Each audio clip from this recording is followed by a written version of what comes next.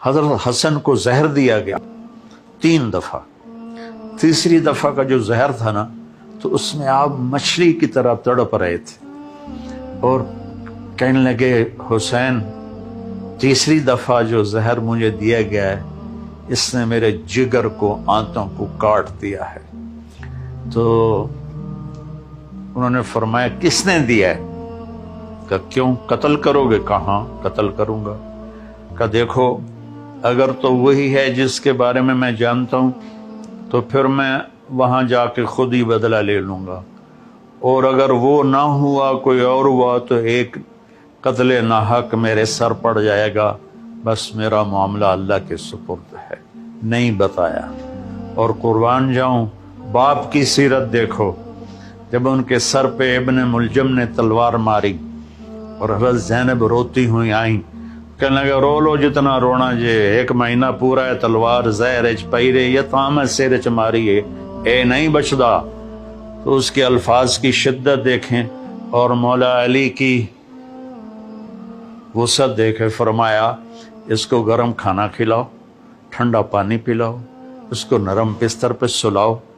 اگر میں زندہ رہا تو میں خود اس سے نمٹ لوں گا، اور اگر میں شہید ہو گیا تو بس ایک وار سے اس کی گردن اڑا نہ دینا، اس کو مارنے میں بھی تکلیف نہ دینا. یہ تو حضرت حسین کا واقعہ تو مشہور ہے.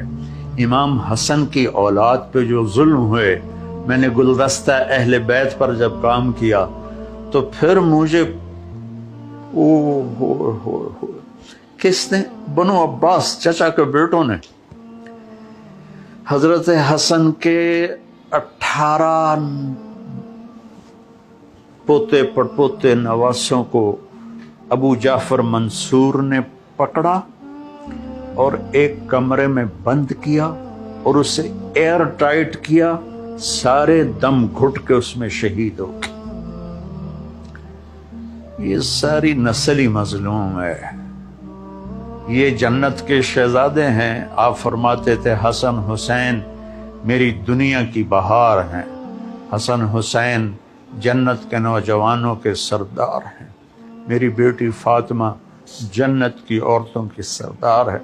آپ نے حضرت علی کا ہاتھ پکڑ کے یوں کرتے کرتے کرتے کرتے یہاں لگا لیا، پھر کہا علی اترضا ان یکون منزلوں کا مقابل منزلی فی الجنہ.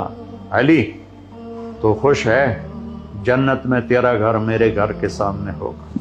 تو آپ رونے لگے کہ یا رسول اللہ سب کچھ میرا سب کچھ مل گیا.